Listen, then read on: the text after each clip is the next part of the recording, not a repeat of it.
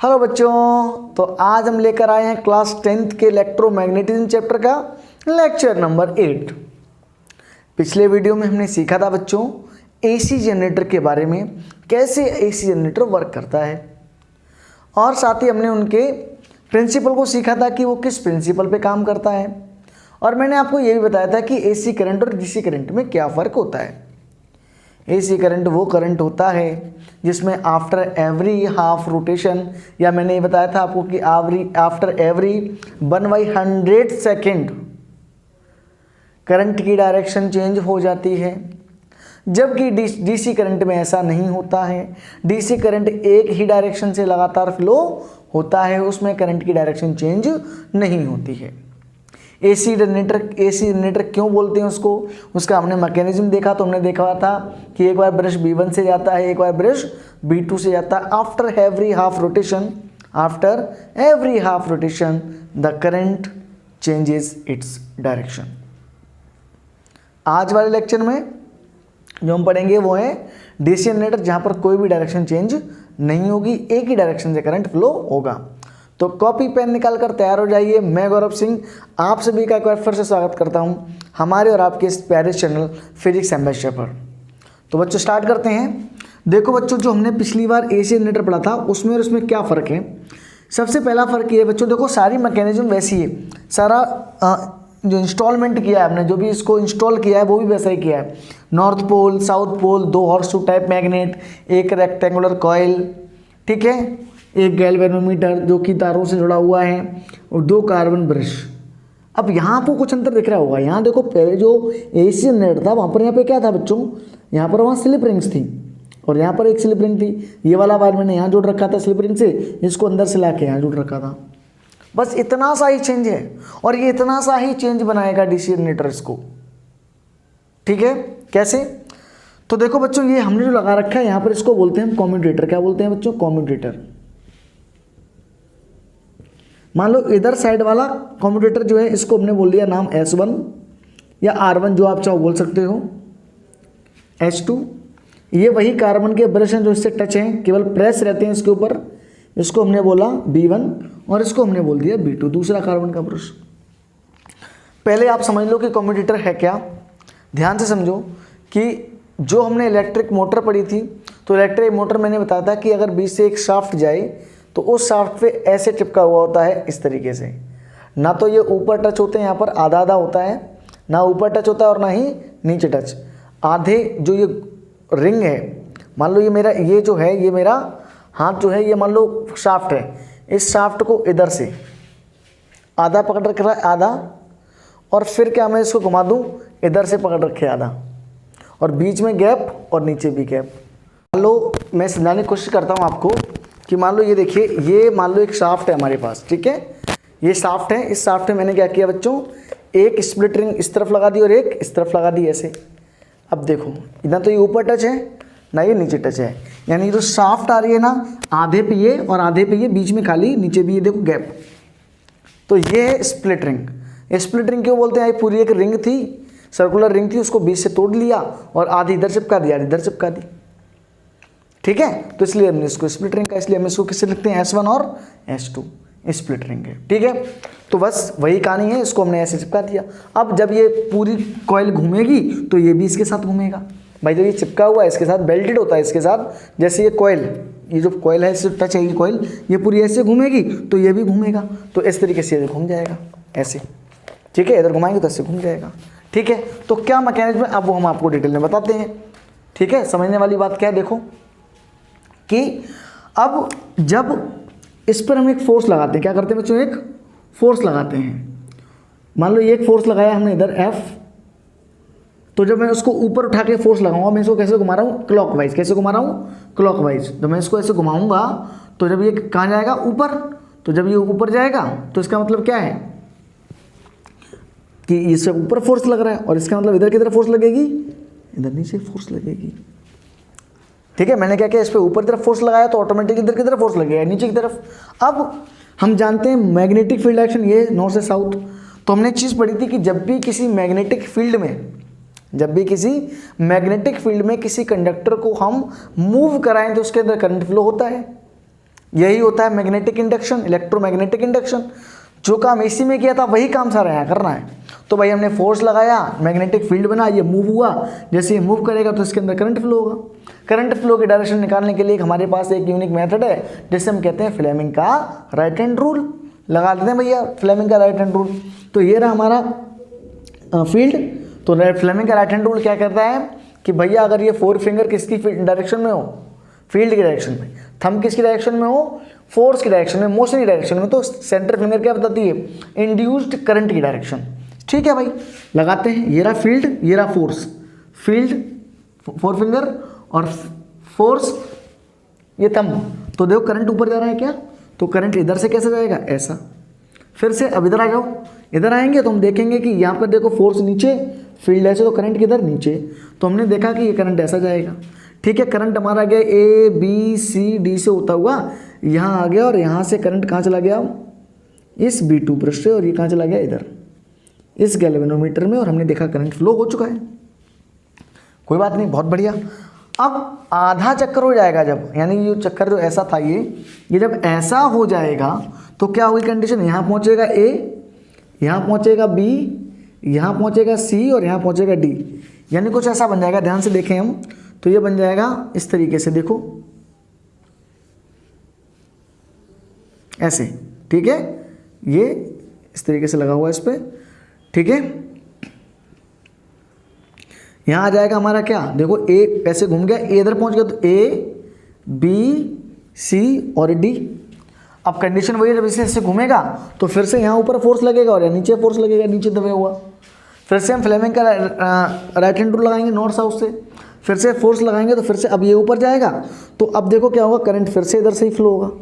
Current इधर से flow होगा तो उसमें समझने वाली क्या बात है, देखो जब ये पूरा घूम के ऐसा हो जाएगा तो ये वाला पार्ट कहाँ पहुँच जाएगा, यहाँ भाई ये इसके ऊपर बेल्टेड है, पूरा घूम रहा है, पूरा ये घूम रहा है, तो ये भी तो पूरा इसके साथ ही घूम रहा है, क्योंकि इस पर बेल्टेड है तो ये भी पूरा घूम जाएगा। ऐसे था लगा हुआ, ये पूरा ऐसे लगा हुआ था इस तरफ पार्ट, और ये घूम के इस तरफ पहुंच गया इसके साथ ही, ये ऐसे घूमा और ये साथ ही ऐसे घूम गया। तो मतलब ये वाली साइड कहाँ पहुँच गई अभी, यहाँ, और ये वाली साइड किधर आ गई, इस तरफ।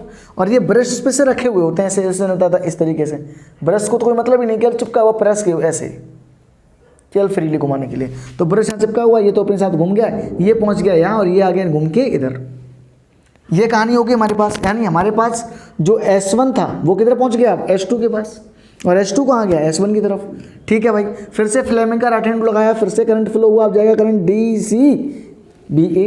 DCBA से आएगा, और करंट कहाँ जाएगा, इसी का पहुँच गया। फिर से देखो करंट इधर ही पहुँच गया, और ब्रश यहीं लगा हुआ है, फिर से ये ब्रश B2 से निकल जाएगा। तो अगेन करंट कहाँ से पास होगा, B2 से। ठीक है, ये फायदा किसकी वजह से हो रहा है, कम्यूटेटर। अगर यहाँ स्लिप रिंग होती तो क्या होती, एक स्लिप रिंग यहाँ लगी होती है, क्या लगी होती, एक स्लिप रिंग इस वाले से जुड़ी होती, एक स्लिप रिंग इस वाले से जुड़ी होती, तो करंट डायरेक्शन चेंज होती। कम्यूटेटर लगाने से क्या फायदा हुआ, ये पूरा घूमा तो ये वाला घूम के जिस पार्ट से करंट निकलता वो करंट को पार्ट खुद ही वहाँ पहुँच गया, है कि नहीं। और उस स्लिप रिंग में क्या होता था, यहाँ लगा होता था, करंट चाहे घूम के इधर पहुँचा, लेकिन स्लिप रिंग तो इसी से जुड़ी थी, उसी ब्रश से। यहाँ क्या हुआ, दोनों को इस तरीके से अरेंजमेंट बनाया कि ये घूमे तो कहाँ पहुँचे, यहाँ पे। अब सोचो अगर ये एंटी क्लॉकवाइज घूम रहा होता है इस तरीके से, तो करंट इधर से फ्लो होता, कहाँ जाता, B1 में। फिर B1 में जब आधा चक्कर लगा लेता ऐसा, तो ये वाला घूम के यहाँ जाता, फिर से चक्कर इधर से आता, तो ये वाला जब यहाँ आ गया तो इससे तो करंट पास होगा, और ये इस पर टच है तो फिर से B1 से। तो ये तरीका है करंट को फ्लो कराने का बाई DC जनरेटर। क्या तुम्हें समझ में आ गया DC जनरेटर की मैकेनिज्म क्या है, कि इसमें क्या होता है बच्चों, स्प्लिट रिंग्स लगा देते हैं। क्या लगा देते हैं, स्प्लिट रिंग्स या कम्यूटेटर, जो हमारी करंट की डायरेक्शन को बदलने नहीं देता है। अब देखो करंट की डायरेक्शन नहीं बदली, मतलब करंट डायरेक्टली एक ही डायरेक्शन में जा रहा है, यूनी डायरेक्शनल करंट है। कैसा करंट है बच्चों, यूनी डायरेक्शनल। ठीक है, इसलिए इसको हम क्या बोलते हैं, डायरेक्ट करंट। क्या बोलते हैं इसको, डायरेक्ट करंट। ठीक है, चीज़ें वही लगी होती इसमें। इसको क्या बोलते हैं बच्चों, परमानेंट मैग्नेट। ठीक है, ये हमारा वही रेक्टेंगुलर कॉइल, पूरा अरेंजमेंट वैसा ही है, कैसा, जैसा किसमें था, AC जनरेटर में। फर्क कितना है, केवल यहाँ स्लिप रिंग की जगह स्प्लिट रिंग्स आ गई या कम्यूटेटर आ गया। That creates the difference between the flowing of current. ठीक है, रेक्टेंगुलर कॉइल, ये परमानेंट मैग्नेट, ये नॉर्थ पोल, ये साउथ पोल, ये ब्रश B2, ये ब्रश B1, ठीक है, ये ब्रश B1, ये स्प्लिट रिंग 1 और ये स्प्लिट रिंग 2, ठीक है। तो ये मैकेनिज्म हो गया, आपको समझ में आ गया होगा कि भाई करंट एक बार इधर से जाएगा, यहाँ से पास होगा, फिर ये पूरा ऐसे ऐसे घूम जाएगा, घूमने के बाद क्या होगा, ये वाली पूरी, ये वाला यहाँ पहुँच जाएगा। अब ये ऐसा घूम गया, यानी ये वाली साइड यहाँ पहुँच गई। अब करंट जब दोबारा से फोर्स लगा तो करंट फिर से ऐसा आएगा, फिर से ऐसे आएगा, तो ये वाली साइड इधर पहुँच चुकी है, इसमें फिर घुसेगा, फिर इसमें घुसेगा, तो फिर से करंट B2 से, यानी करंट की डायरेक्शन चेंज नहीं होगी, B2 से ही जाएगा हर बार। और ऐसा ऐसा घूमेगा तो हर बार करंट डायरेक्शन ऐसी रहेगी, B1 से घूम के ये वाला इधर आ जाएगा, फिर B1 से।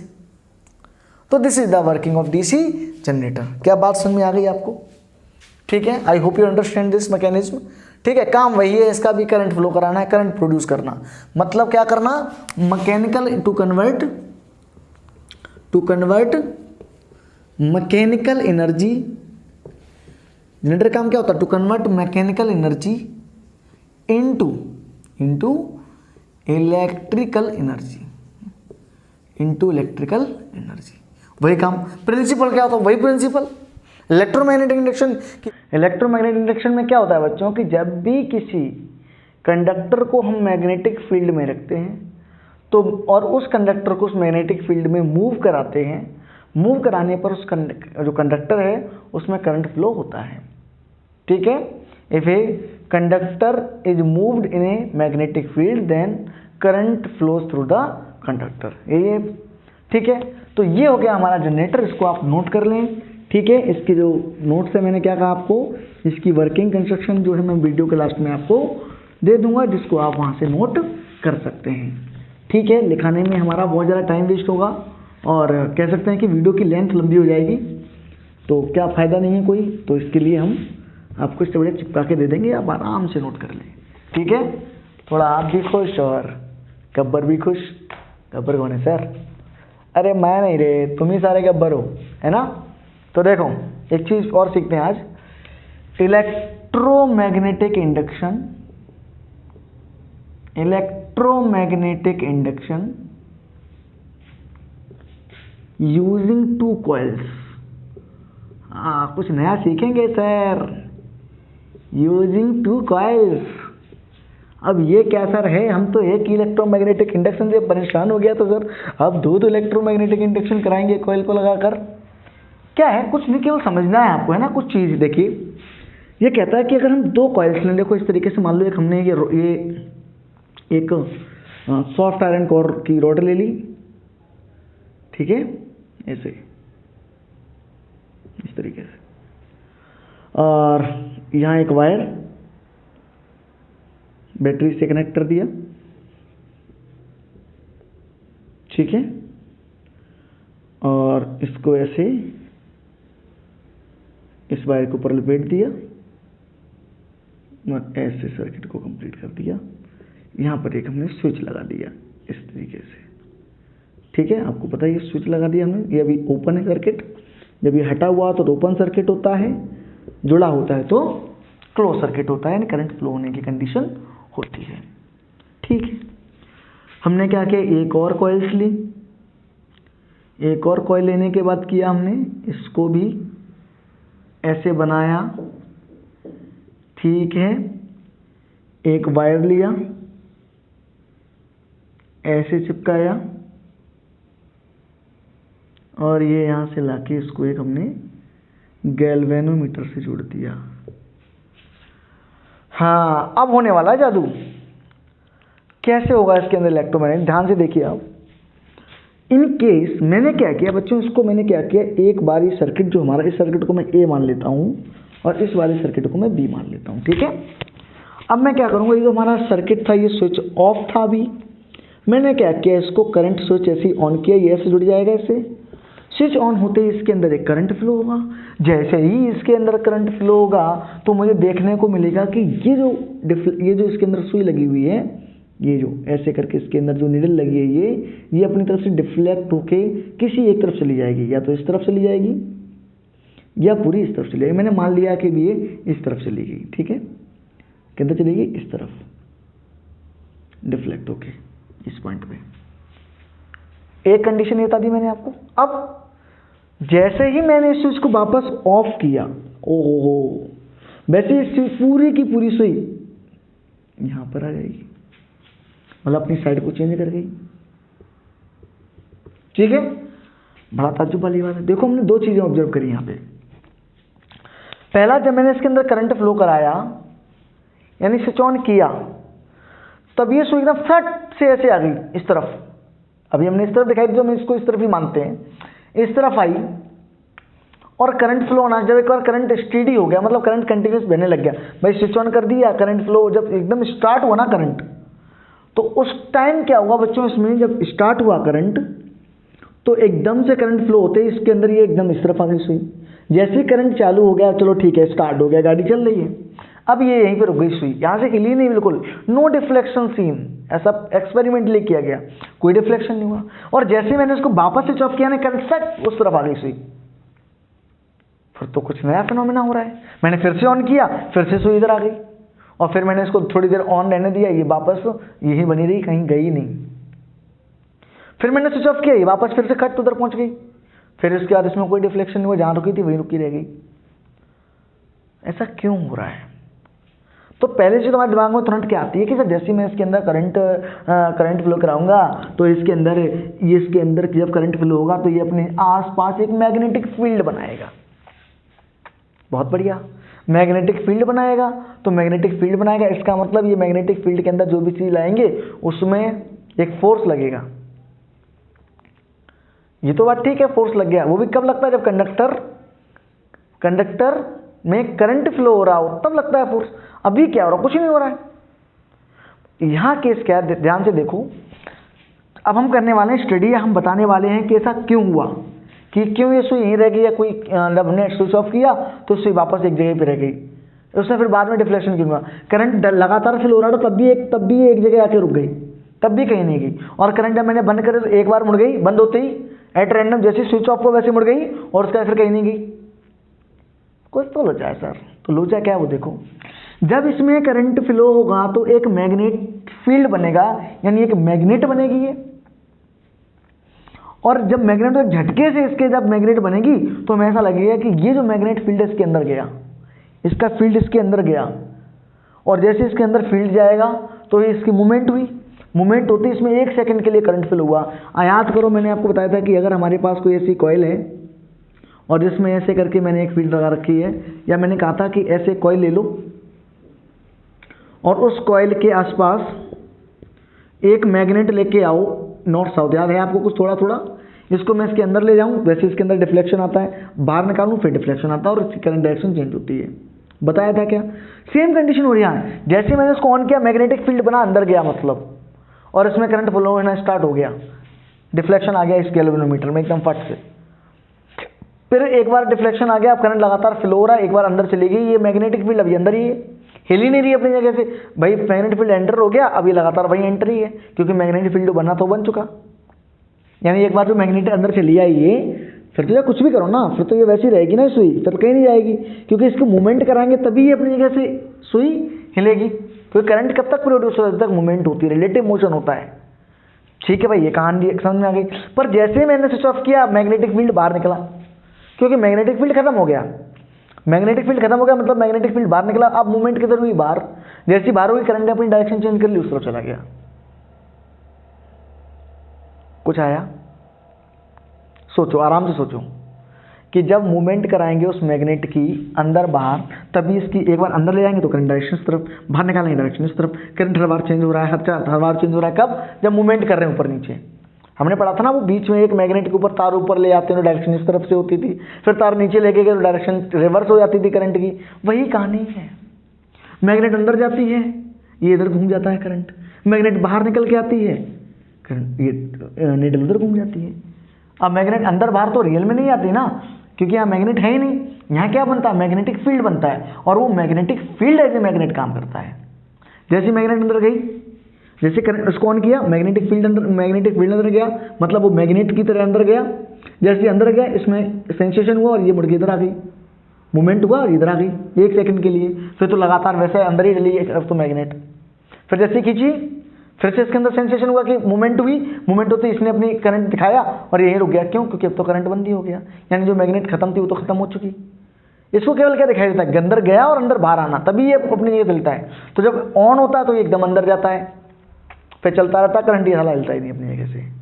तो this is the whole story कि कैसे हम इलेक्ट्रोमैग्नेटिक इंडक्शन को प्रोड्यूस कर सकते हैं जब दो कॉइलें ले लें हम, जबकि इसको बिना मूवमेंट कराए, इसको मूवमेंट भी नहीं करा रहे, फिर भी इसके अंदर करंट प्रोड्यूस हो रहा है। ठीक है, तो ये थोड़ा सा कॉन्सेप्ट था, बस इतनी सी बात है। और कुछ कभी कभी कोई पूछ लेता है तो उसके लिए जनरल सी नॉलेज थी कि क्या हम दो कॉइल से इलेक्ट्रोमैग्नेटिक इंडक्शन प्रोड्यूस कर सकते हैं जबकि करंट एक में ही फ्लो हो। बिल्कुल कर सकते हैं, बिना मूवमेंट कराए। देखो हम क्या कर रहे हैं, करंट को ऑन ऑफ कर रहे हैं, बाकी इसमें अपने आप करंट फ्लो हो रहा है, तो भी देखो इलेक्ट्रोमैग्नेटिक इंडक्शन हो रहा है। यही तो है इलेक्ट्रोमैग्नेटिक इंडक्शन, कि करंट फ्लो होना, करंट प्रोड्यूस होना बिना मूवमेंट कराए, किसकी वजह से? दो कॉइल की वजह से। ठीक है बच्चों, तो आज के लिए इतना ही, बाकी मिलते हैं आपको अगली वीडियो में। तब तक पढ़ते रहिए, एंजॉय करिए, और अगर आपको मेरी वीडियो अच्छी लगी हो तो चैनल को सब्सक्राइब करना ना भूलें। नोट्स अभी आपको इस लेक्चर के खत्म होते ही आपको मिल जाएंगे, उनको आप स्क्रीनशॉट लेके नोट कर लें। All the very best, thank you.